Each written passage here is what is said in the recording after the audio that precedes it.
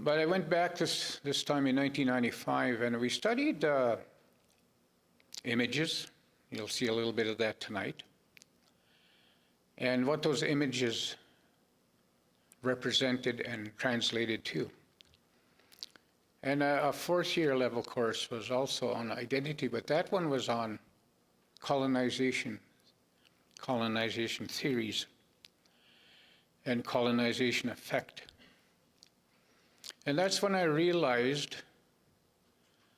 my questioning of this Indigenous teacher that come to teach in Broken Head.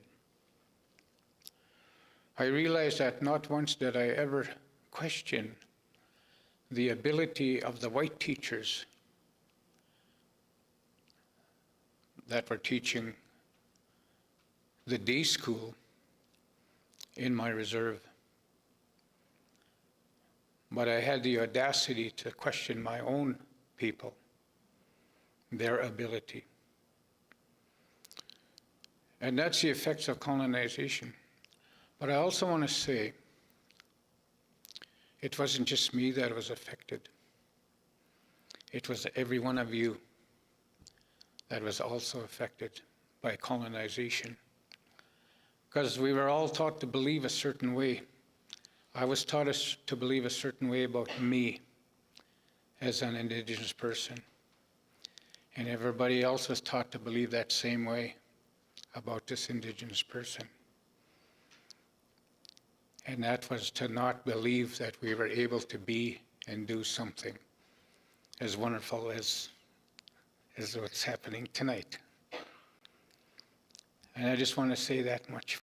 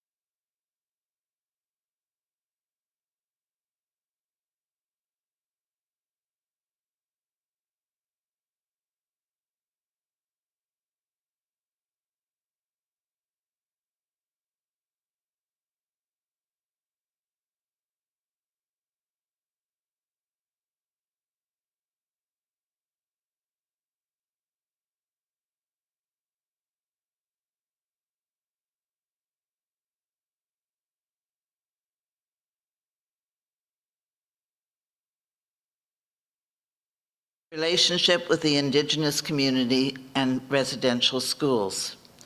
It's not always positive or easy to understand how it happened, but it is still very much a part of our history. And that is why this series of discussions with experts from the National Centre for Truth and Reconciliation, along with the University of Manitoba, is so important.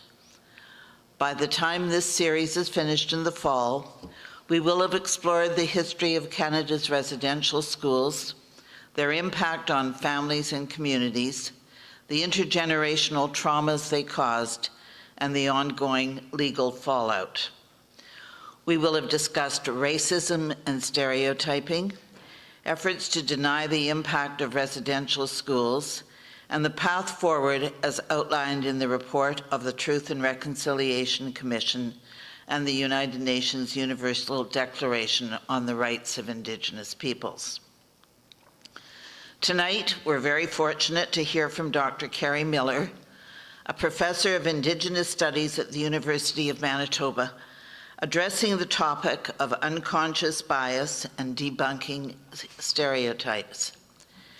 As with every night in this series, I'm sure we'll hear some difficult and uncomfortable truths, and I'm sure Dr. Miller will be an insightful and knowledgeable guide.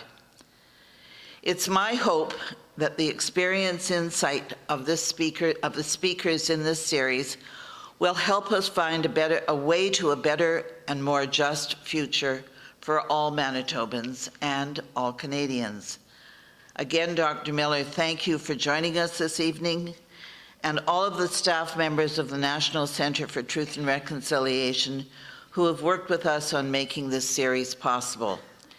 And I particularly want to thank all of you for expressing your desire to listen, to learn, and to heal by coming out tonight. Thank you all. Merci, megwich, and shalom to all. Thank you.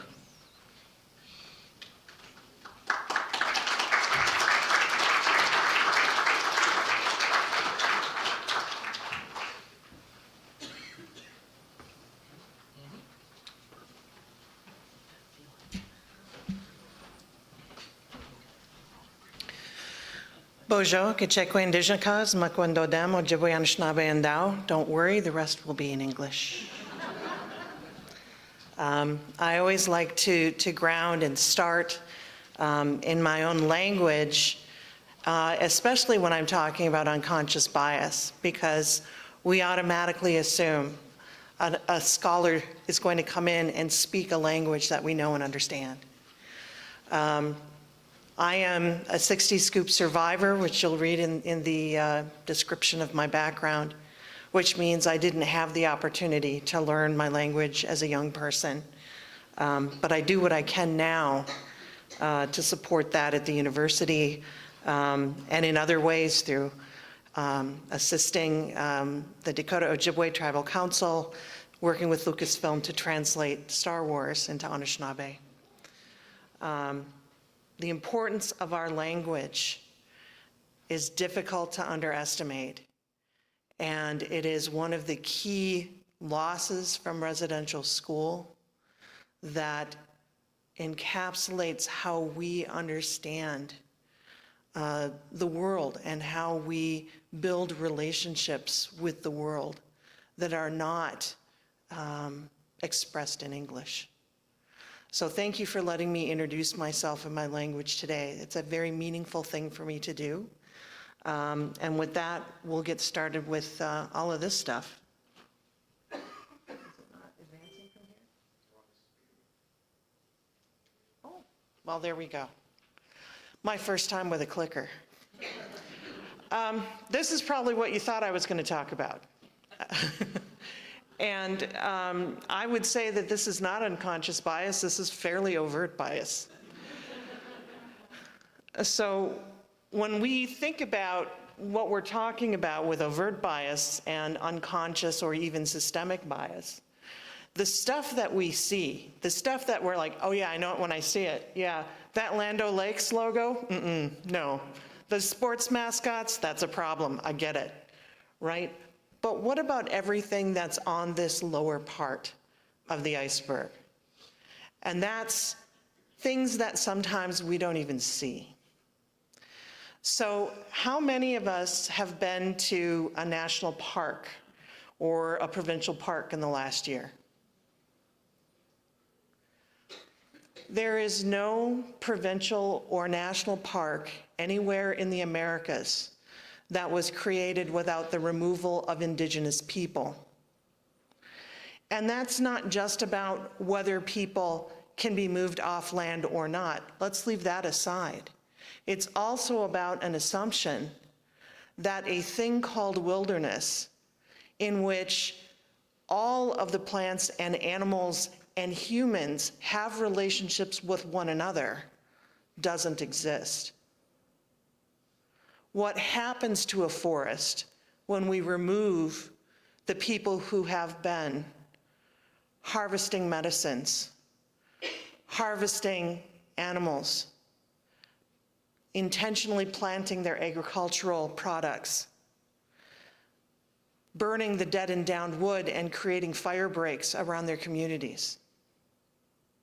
When we think about the massive fires that we see across North America today, would the consistent living on the land of our Indigenous people have mitigated those problems? So this is what I'm talking about with these invisible things. I'm really going to unpack that wilderness myth, but I'm also going to talk about how far back colonialism really is, right? It's not something that sort of springs on its own in 1492. Oh, imperialism, let's try this, right? It's got a deeper historical past than that. And I think understanding how deeply it is embedded in the Western tradition will help us think more critically about systemic injustice, systemic bias, and help us to think about a different kind of future. But it's also about making sure that we have a common understanding. If we don't all understand an honest history of the past, how can we talk about that past, and how can we plot a path to a joint future?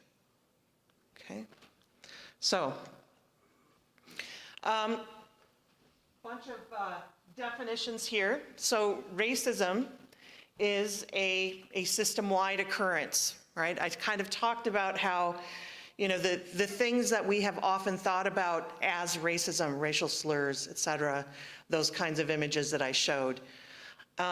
Those are a very overt racism, but the way we usually talk about racism today is as something that is systemic, as something that influences many of the decisions that we make across societies, okay?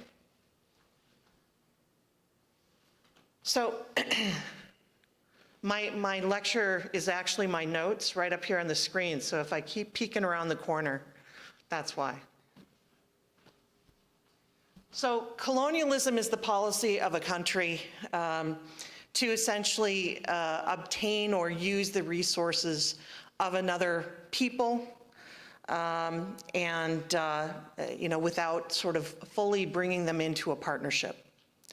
Settler colonialism is where that takes place, but in addition, there is a choice to settle the land and displace even the governing structure of that Indigenous people. So in the world today, we have, for example, economic colonialism is fairly common in Africa. Companies go in, they make agreements. Those agreements may not benefit everyone, may benefit a select few. And that is considered a type of colonialism. And those engaging in that resource extraction generally don't care about the impact that it has in the local place. Settler colonialism, there's not even the remaining local government. And in fact, in both the United States and Canada, and I make this comparison not just because, as you heard, I originally was in the United States before I fled to safety, but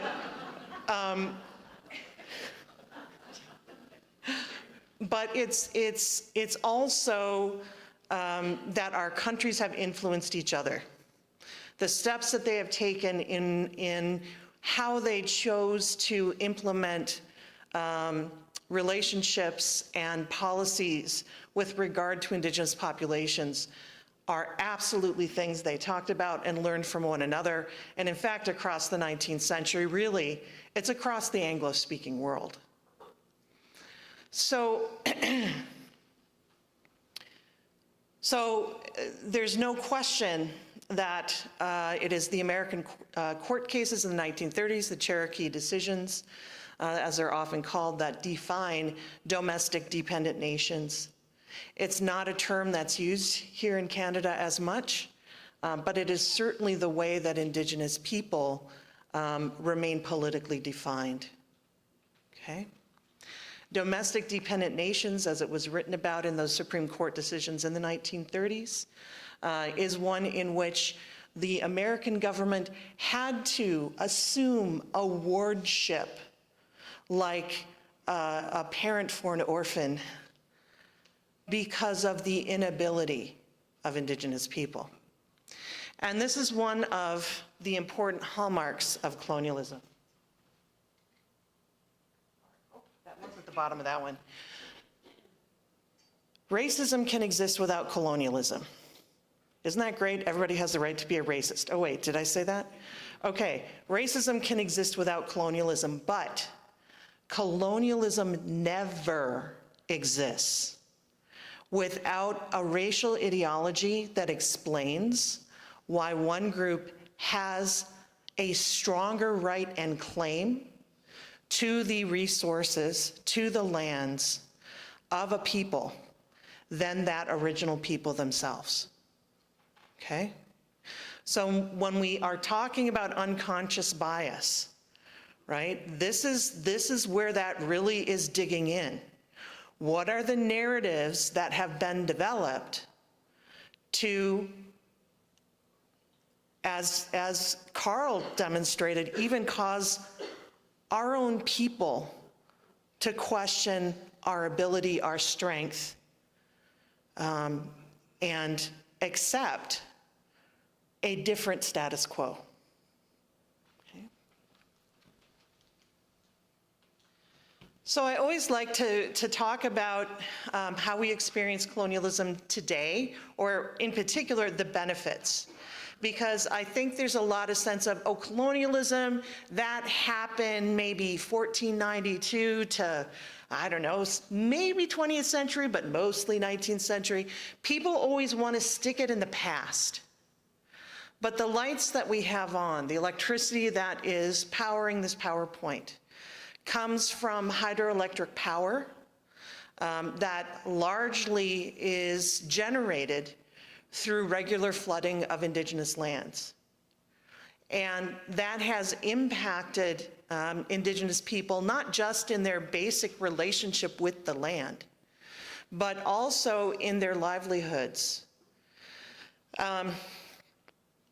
We have communities, for example, South Indian Lake, where a thriving whitefish industry had predated that hydro construction because the water there was so clean. They could sell that fish to the very highest end restaurants. And the Indigenous fishermen were making a good living, $70,000 a year. They had good homes, they raised their children well. Hydro said, don't worry.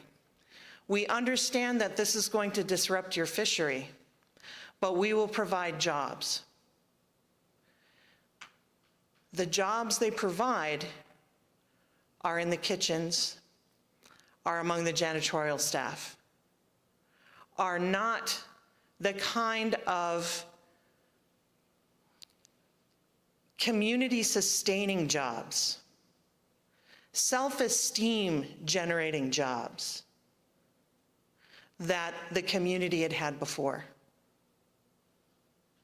Okay? So, in addition, our water that probably everybody has had a glass of today, hopefully, if not, you might need to call your doctor.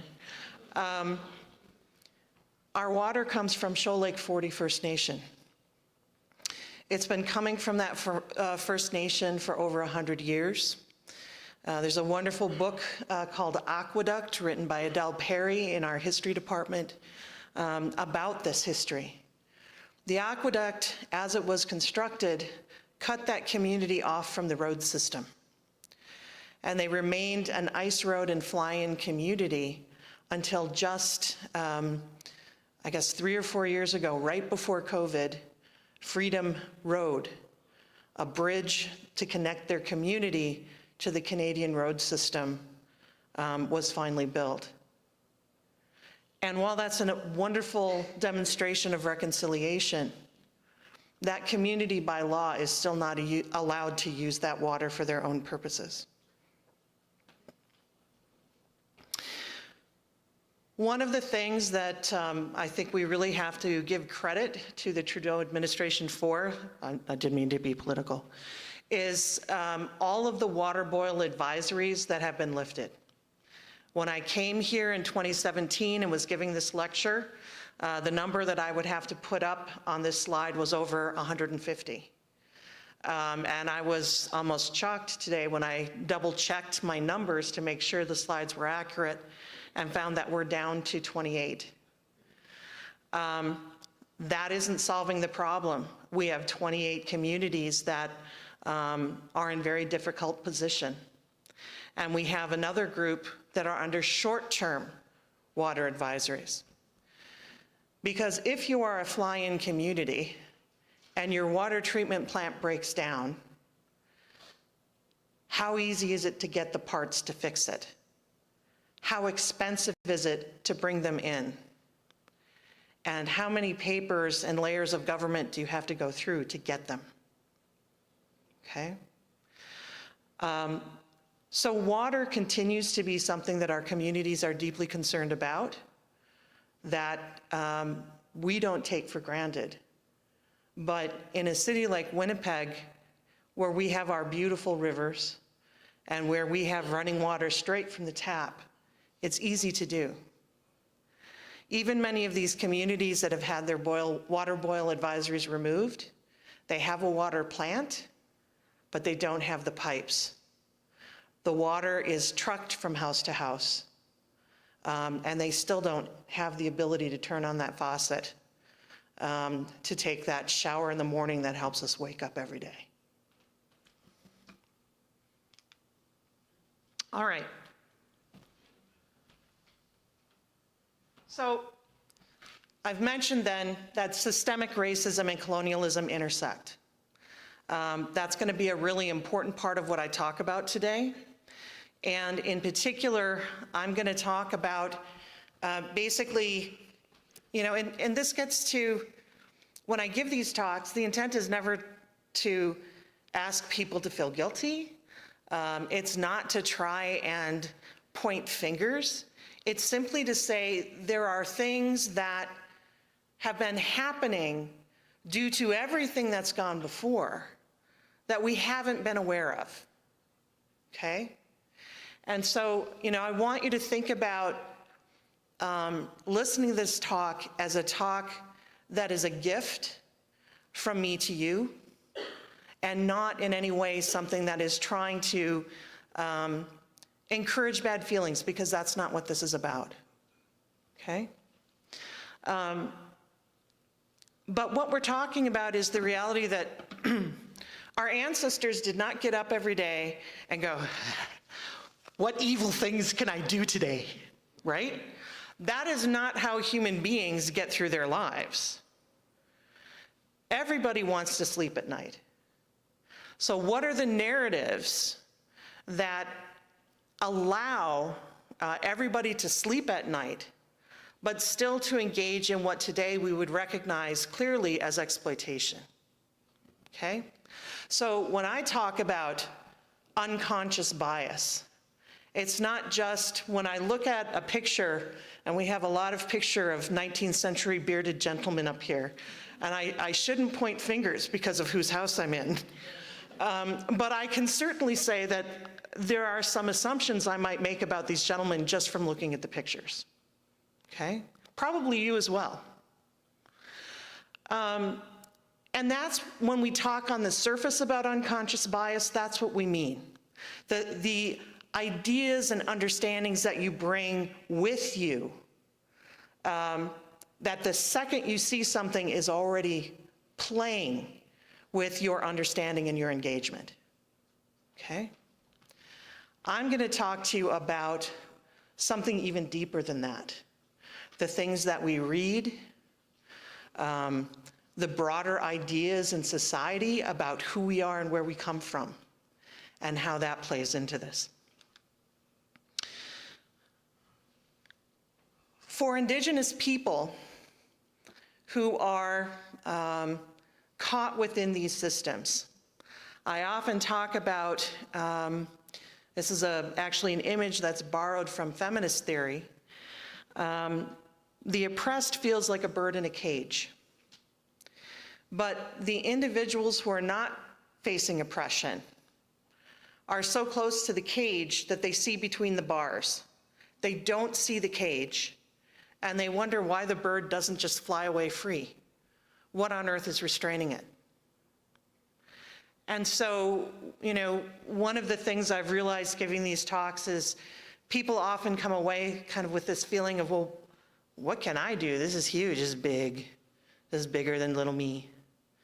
And I always say, if you can, try to take one step back so you can see the bars that are closest to you. That's the bar that you're responsible for dismantling. And if everyone takes the time to do that, this cage will disappear. So, this is actually a cover of a textbook that has been in the past used on the campus at the University of Manitoba. This is the first half of Canadian history textbook, Origins.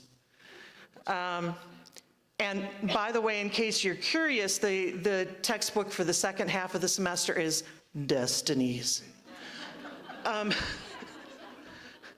So that should already give you a sense that there is a particular message that these histories are constructed to tell, right? And, you know, certainly we can look at everything that's happening south of the border and go, oh, those dysfunctional people were so much better up here. But the reality is Americans have always fought about their history precisely because they had a civil war about what the values of society are.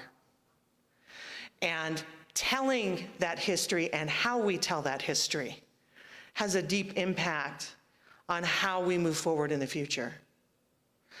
Those fights are not just from today. Those fights were happening when I was in grad school in the 1990s. Bill Clinton had tried to create national history standards to ensure that everyone had a common understanding of where the country came from.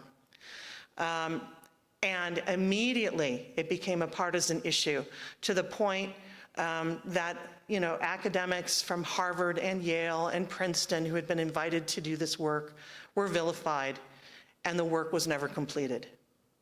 Obama brought forward standards. There was a huge backlash, and they were pulled back slightly, redesigned, some of the wokeness taken out. But now we're back to a place where states want to individually control that narrative. And how then do you relate to, understand, and work with your neighbors? Okay? So these histories are written to create a sort of civic identity, because the thing that you would hear polemicists in the States say is, well, we can't teach kids about slavery. We can't teach kids about what was done to Indigenous people, because then kids would hate their country. After World War II, Germany started absolutely, comprehensively teaching about the Holocaust. School kids there take school tours to the camps, the concentration camps. And this is not understood as traumatic for the children. They certainly engage in age-appropriate tours. but it is understood as we have to know where we came from to not repeat those mistakes and to choose a better future. When we think about exceptionalism, and certainly American exceptionalism is a huge topic these days. I saw some of you wince when I said that. If the individuals pushing those narratives had truly learned about slavery, had truly learned about how their railroads were built, would those individuals be able to claim and enact the same exceptionalism? So these things are important. They're identity building, and they have lasting impacts for what we think we have the right to do and how we choose to do it. All right. System justification theory. This gets back to how do you sleep at night? System justification theory basically recognizes that human beings will try to construct narratives that justify the things that they would like to do. The other piece of it, and I think we really see this in the way that social media works today, is that there are 3 levels to justification. There is individual justification. How do I explain my own actions to myself? There is group justification, and then there is system-wide, society-wide. So if you as an individual get stuck inside during COVID and start going into the dark corners of the web to see who else has really cool ideas that you think everybody should know about, you find that group. And you echo those ideas to one another, and you become more and more confident that they're true. And if you find among society as a whole, or a particular group of politicians, a group of people that will also reinforce the ideas that you have proposed, and honestly, this goes both ways. This can be a positive feedback loop, it can be a negative feedback loop. So the issue is this loop becomes very strong. Once you are inside of it, choosing to step away from it and critique it brings a great deal of criticism. Society, the larger the system that is supporting the justification, the more punishment you will endure for calling it out, and the more you will be rewarded for sustaining it. Okay, this is psychology, folks. I'm borrowing as a historian. This is psychology. So what I talk about is kind of another concept, but I've put a twist on it. Many of you may have heard of the term enabling behavior in terms of supporting substance abuse or other bad habits. So in many ways, the history narratives that we have come to feel so comfortable with are enabling narratives. And these enabling narratives, as you see how they weave together, how they build on one another, create this systemic justification that says, okay, it's all right, we can all sleep tonight. Okay. So the wilderness, I already played my game with who's been to a national park. The very first national park in the world was in the United States. I believe Yellowstone. And to create that park, 7 bands of Indigenous people were removed from the land, more than 1,000 people. So this is what I mean when I say that wilderness is a construct. And it is one that gets used in various ways by both the left and the right, but it is one that, in the end, hinders us in many ways from many of the things that we need to do to move forward, both in terms of reconciliation, but even in terms of engaging with climate change. Okay? So, when we think about how these narratives become enforced in our textbooks, maps are one of the most visual ways that I can demonstrate this. I've got a map here from a Canadian textbook and from an American textbook. So I'm going to try and step away and talk really loud so I can point at stuff. Now, this map is supposed to be 1750 North America. 1750. So before the 7 Years' War. So Spain has control of the green stuff, France has control of the blue stuff, and England has control of the red stuff. Okay? What's wrong with this map? Audience participation time. All the Indigenous people who live there, they're not shown at all. Absolutely.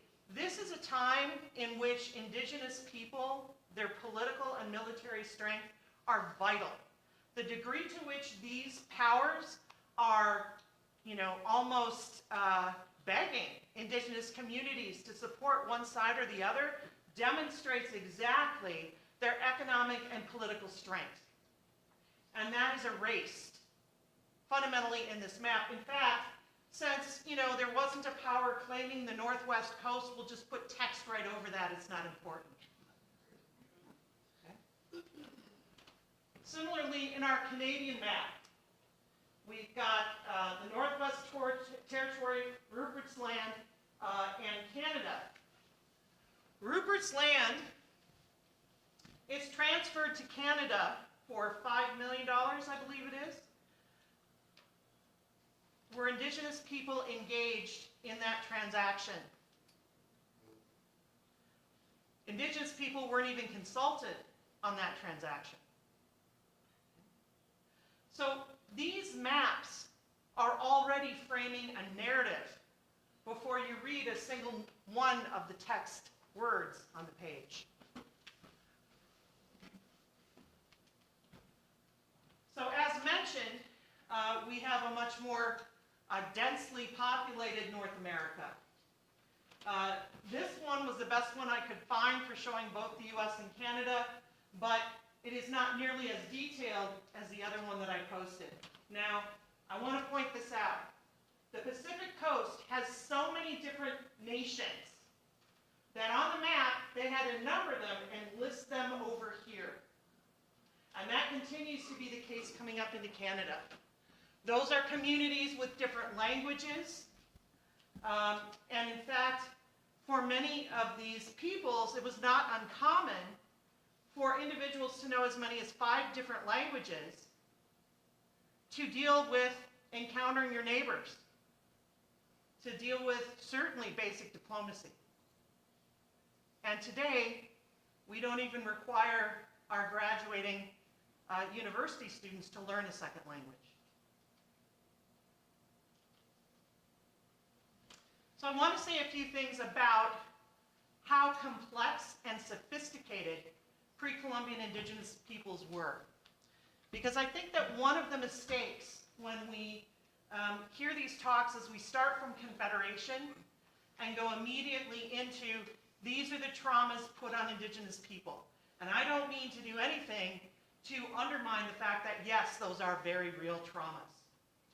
But the reality is, if you don't know the degree of sophistication, the expansiveness of the trade routes, the size of the population, the engineering feats that they were accomplishing, how can you truly appreciate what the impact of those policies has truly been?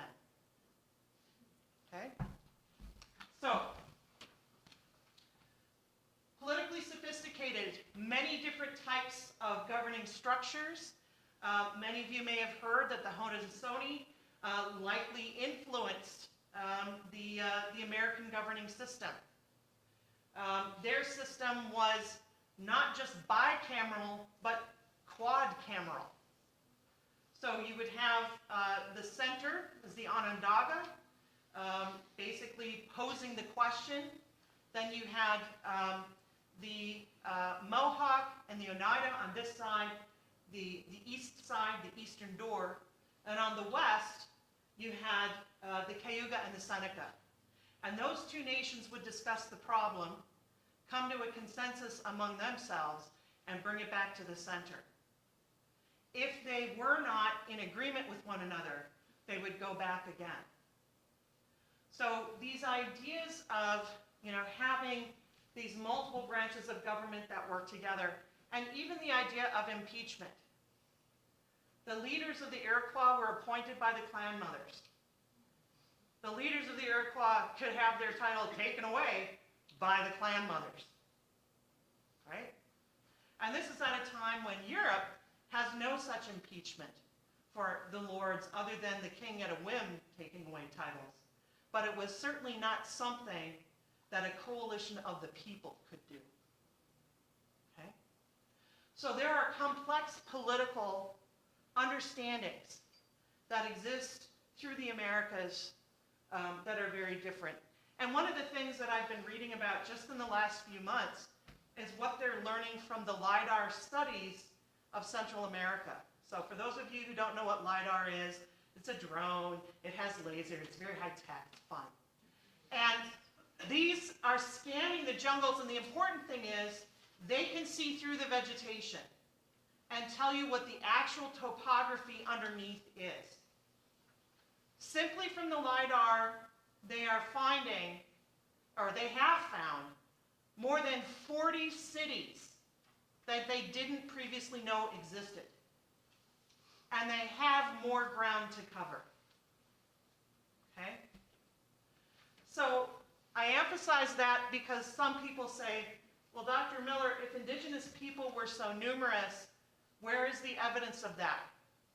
And I have to point out, well, you built Winnipeg, Montreal, Toronto, Detroit, Chicago, on top of the places where Indigenous people gathered. And in your museums, you said, let me tell you about the founder of our city. It's Joe Blow Fur Trader. Now, I don't know about you guys. I'm imagining that we have some business leaders here today. Is it a good business model to say, I'm going to take a bunch of stuff that I think is cool, out in the middle of nowhere, where no one is living, set up a shop, and hope someone walks by? No. You go where the largest populations are, even better yet, where the trade centers already exist. Okay? Over here on the side, I have maps of the trade systems that were active in the Americas. The trade systems, as you can see, map on our rivers, but the rivers on this continent really united. It's one of the reasons that European powers were so interested in controlling them. When they arrived, they were also largely restricted to that river travel. We were trading foods, and the archaeologist at the Manitoba Museum, well, former archaeologist Kevin Brownlee, told me that they have found pottery in the Inner Lake with the residue of quinoa, so that had held quinoa in it, quinoa seeds, or grains, or I'm not sure what quinoa is, I just like to eat it, that are a genetic match to quinoa that was grown in Ohio in the period that those pots were from. These trade networks are vast, and these kinds of relationships are ones that when we use words like primitive, are assumed to not be present. But they're there, and what else happens when you have a trade network? Information sharing happens. One of the things that I find interesting, and I have a little bit later in the talk, but I'm telling so many stories, we might have to cut it off early, so I'll tell you this now. It's a narrative in which Canada suddenly decides Indigenous people in the early 19th century, even before Confederation, they're being uppity and claiming rights because the Métis are putting them up to it. And so in the 1850s, after after conflicts over mines in northern Ontario, where Chief Shingwance and some of his Métis relatives, because this is all one big family, come down and say, hey, you don't have a right, there's no treaty, you can't have this mine. A treaty does come out of that, but then the Canadian government goes further and starts passing laws making it illegal for any non-First Nations person to provide guidance to Indigenous people. Okay, so this mine conflict in 1849 is actually within 10 years of the Copper Treaty on the American side of Lake Superior. And one of the things I like to say as an Anishinaabe person is that Lake Superior is our lake. Okay? Even today, our nations surround it. And so our leaders were engaging diplomatically. Leaders in Northern Ontario were hearing from their colleagues in Upper Michigan and Northern Wisconsin what they got in the treaty. And those leaders are telling them, you don't want to have these folks here mining without respecting your land rights and the future of your people. And what the Canadian government assumes is Indigenous people couldn't come up with that by themselves. And we'll see that happen again. After World War I, the Iroquois decide to take their claims on the Haldimand Tract, which is still being discussed and litigated over today, to the League of Nations. Many Indigenous people served in World War I, World War II, in fact, in any conflict that Canada or the United States is engaged in. We feel very strongly about protecting our country and our rights. And sometimes that means protecting Canada and the United States. So why wouldn't a former serviceman have learned about the League of Nations while overseas? But no, we assume that because he has hired a non-Indigenous lawyer, because Indigenous lawyers in 1910, give me a break, that lawyer must have been the one to put all these ideas in this individual's head. Okay? So the kind of unconscious bias, and this is where I'm talking about systemic justification. It is not just the bias and perspective of one individual.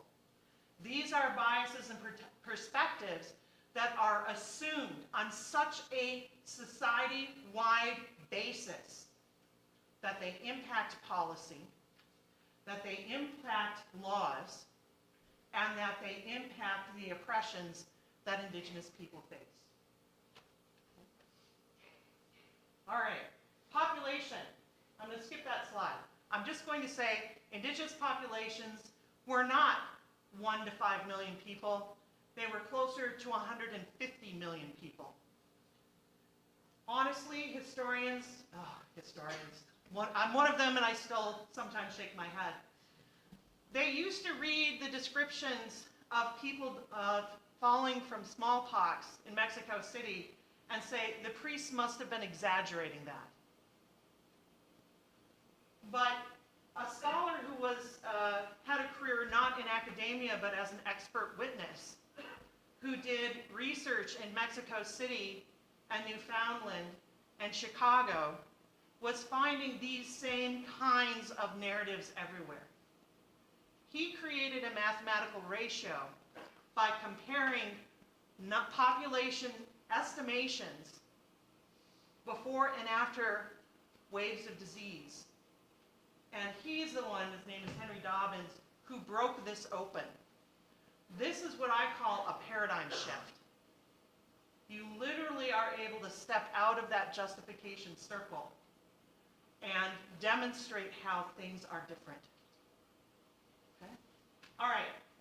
So I want to say a few things about the way that my people engage in land use, so you can understand those relationships. And also so you can recognize the agriculture.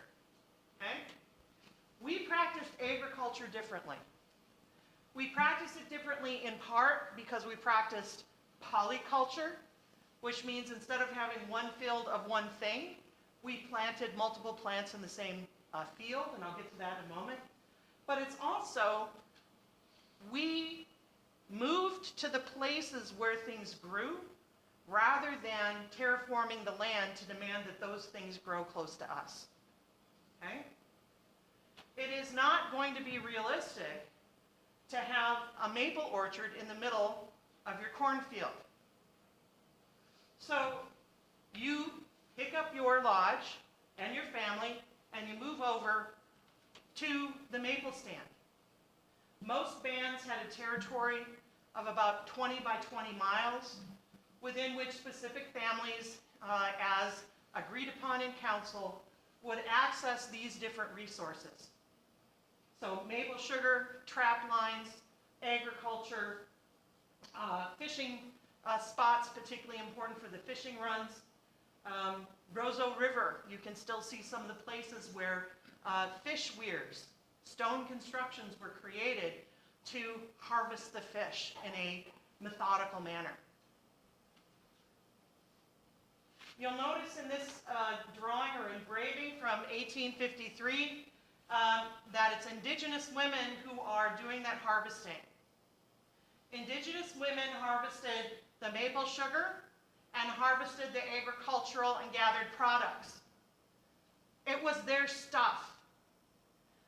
When the fur traders wanted it, and think about this for a second, we've all read the descriptions of the fur trade brigades that come out to Red River from Montreal. If you want to make money, are you filling those canoes with salt pork and flour to get you through the year? Or are you filling them with trade goods? Right? So where does your food come from?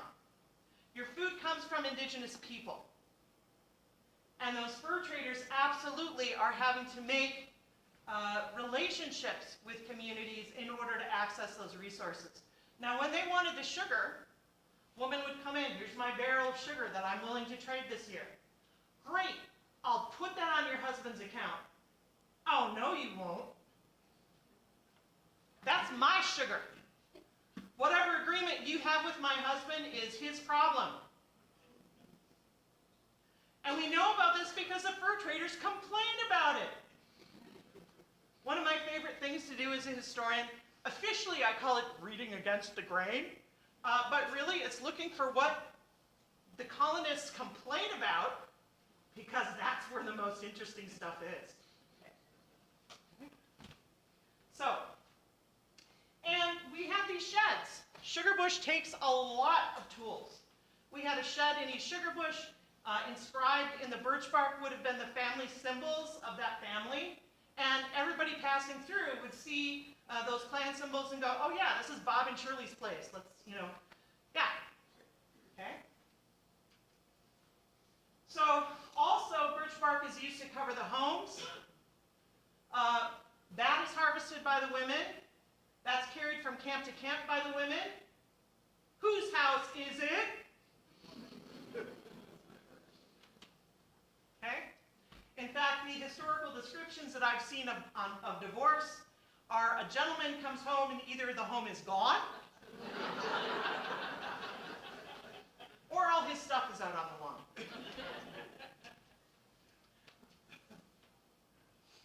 But we also recognize that crops had different needs. Blueberries require a very sandy soil. We have family property on Lake Superior. We have blueberries along that shoreline. Makes me happy to see them every year. And I think about the history and all the family members that came before that used those blueberries. But you're not going to plant your corn next to them. Corn doesn't like sand. That would be silly. Not only that, but our blueberries need to be burned over every 5 years in order to germinate well. Blueberries are one of the first things that comes back after a forest fire. And if you do not burn over your blueberry patch every 5 years, the ferns come through, the baby trees come through, and pretty soon there's so much shade, your blueberries can't be blueberries. Okay? So we engaged in controlled burning as an agricultural technology. And again, we didn't try to grow blueberries where there wasn't sandy soil. We went to the sandy soil and nurtured our blueberries there to come back to every year. This is what you might more honestly recognize as agriculture. Fields of corn. But we didn't just plant the corn alone. We would plant the corn in a hill with beans around it. They could grow up those corn stalks like a trellis, and the nitrogen exchange that we do today through crop rotation took place every year, simply by growing those crops together in the first place. The image over here, and you've got, I can use the pointer. You've got a little person here to give you a sense of scale.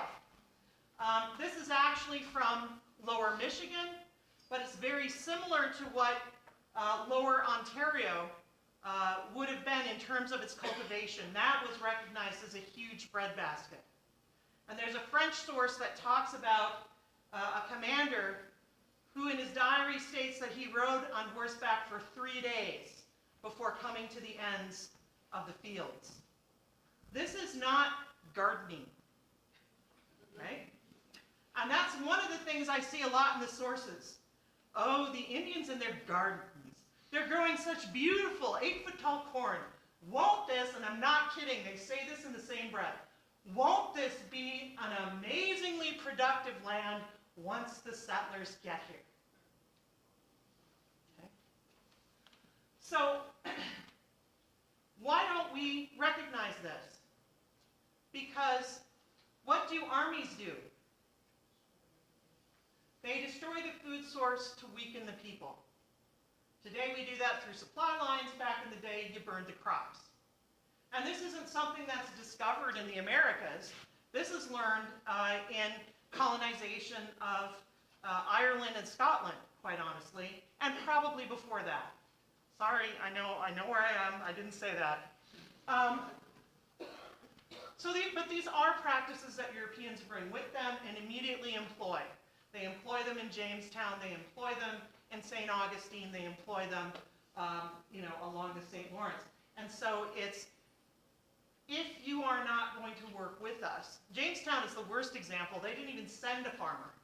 They, of course, said, oh, the kind Indigenous people will supply us with food. But when they didn't, they started raiding the towns and holding leaders hostage for ransom in corn. Okay? The colonists relied on our agricultural productivity.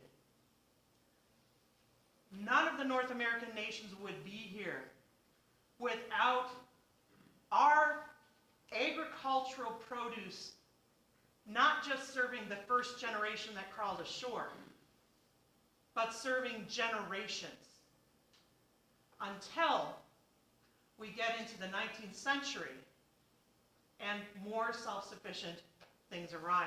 And again, one of the stories I was going to tell later, but as you can tell, I usually can't just keep it in.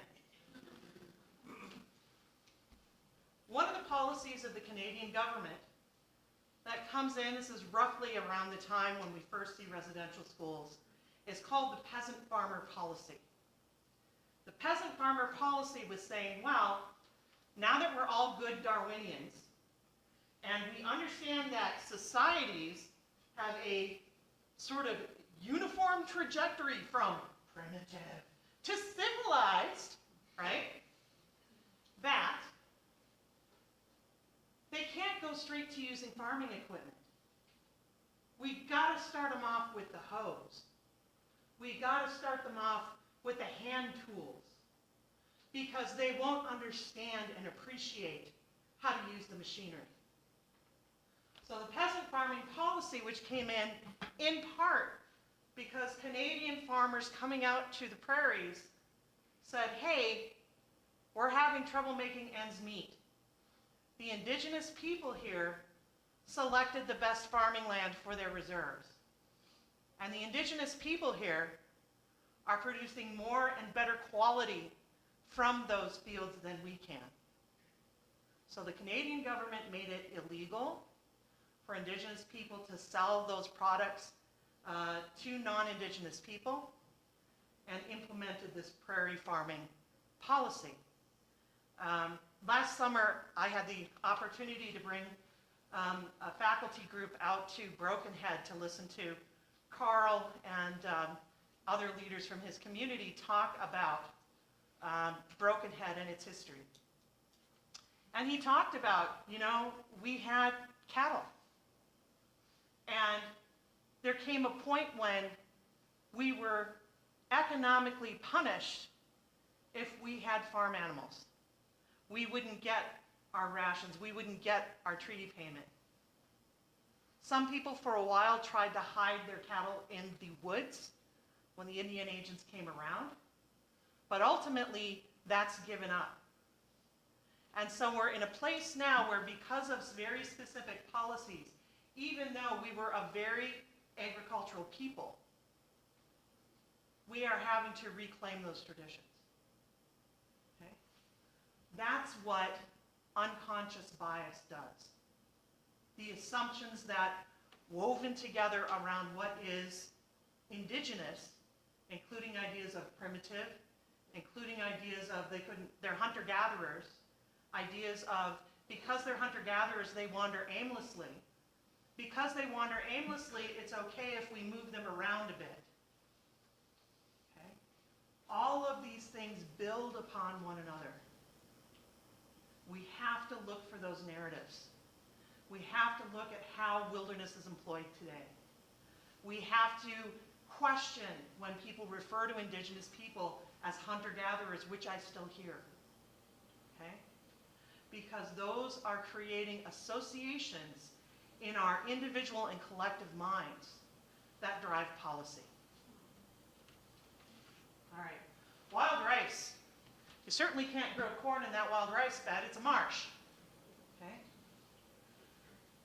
Around here we talk a lot about the pemmican trade and the way that the fur trade was supported and functioned because of acquiring the pemmican.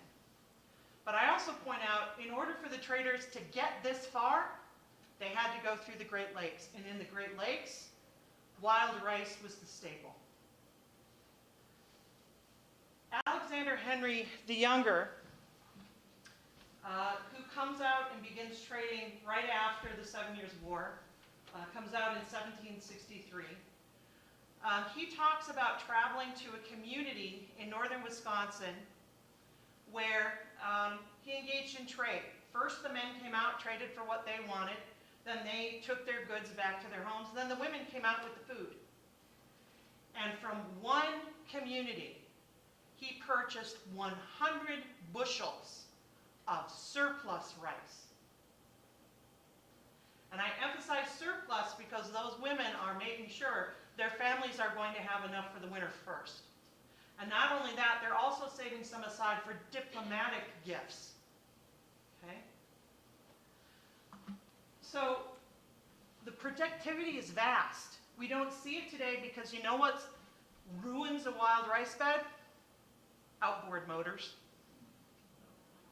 Right? Rips it apart, churns the water, and destroys the special layer of mud that the wild rice germinates in. Okay? So many of the wild rice lakes that exist today exist because they are on reserves where Indigenous people have been able to prohibit outboard motors and protect this really important food resource. Studies have shown this is one of the most nutritious grains on earth. It has protein, it has iron. You eat this all winter, and even if you don't have meat to put in it, and it's kind of bland without meat or maple sugar, oh man, if you have not tried wild rice with maple sugar, like do it this weekend, I'm telling you. Okay. That is going to get you through. It's going to get you through. Okay? So here's a map from a missionary's diary. I told you I love to read these guys and steal the information they don't want to give me. And so he's shown this river area. This is down near Duluth. This is a river that's kind of going towards Lake Superior. And so he has one island, Indian Gardens. This island, we have the Indian Village and the prairie. When I see prairie, I think medicines. Okay? Up here, elm, birch, and maple. Right? So this missionary is telling me where all the resources are and the places the community is using them. This is the fur trade post. And this is where the missionary has decided to build stuff. So, this missionary just got married. And in addition to the schoolhouse, he decides they need to have a residence. And he asks the fur traders, can I build a residence? And he asks the missionary company, can I build a residence and would you fund it, please? And he asks the Indian agent, can I build a residence? You know who he doesn't ask? The local indigenous community on whose land he is on in a period where the treaties have not yet been signed. So he wanders over here and starts cutting down trees. And the leaders show up and say, what are you doing? That's Grandma's maple stand.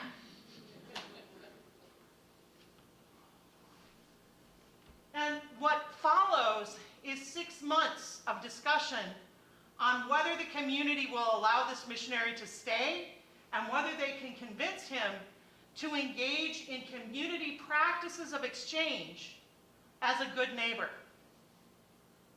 They give him a chance, guess what? He screws it up. Okay. What time have I got? We have 8:10 right now on my watch, so 8:10? yeah, it's not by fast. It's a lot of good material, but it's 8:10. Okay, well, I'm telling you many good stories. But we come down to this question. Why did Europe believe that lands could be claimed with a flag, and we continue to accept this? Good Lord, you know, Mas and I had a lovely trip to Hawaii. I got to go for a conference, so it was a little cheaper. And when I landed, I'd love to stick a flag out there and say, this be my island. What would have happened to me if I tried that? Arrest, right? Lots of bad things. And so we really have to rethink some of these concepts. And I apologize that I didn't get to the more historical place. I was going to talk about how just war theory gets picked up by Charlemagne and the Crusades and transported over to the Americas by conquistadors in 1492, who are engaged in a crusade to free the Iberian Peninsula from the last Muslim emirate in Spain. So, I wish I could tell you more. Happy back, I love to talk, you can tell. I don't know if we still have time for questions if we're going to eat, but you know, if we do, we do. If we don't, then come find me. And it's been such a pleasure and an honor to speak to all of you and to be invited here by our Lieutenant Governor. So thank you very much.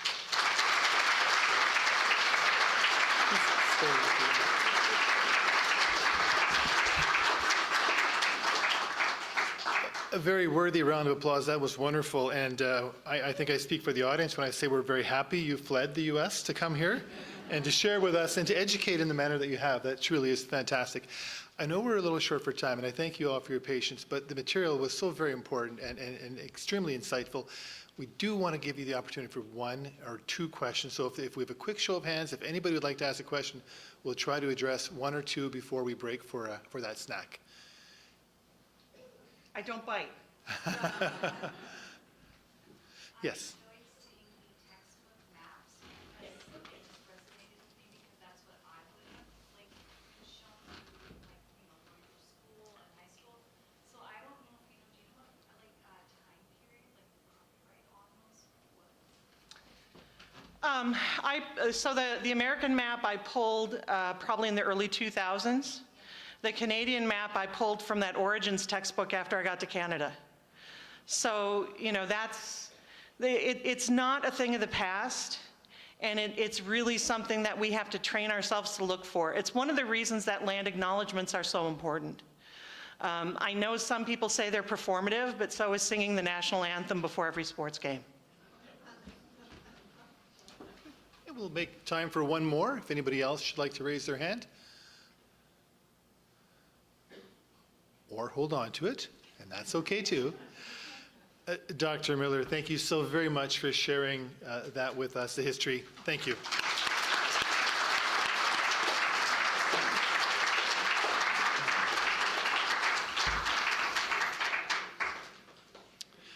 Well, guests, if you enjoyed the presentation that we heard today, and I know you did, I would like to invite you to the next series, which will take place on May 16th, 2024. Some big shoes to fill, but I know the speaker that's coming forward, Kayla Johnston, who happens to be here this evening, will do a really good job of doing that very thing.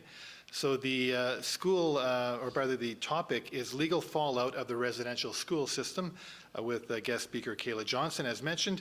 And May 2nd, 2024 is when you can watch for that news release and sign up to attend as you have this evening.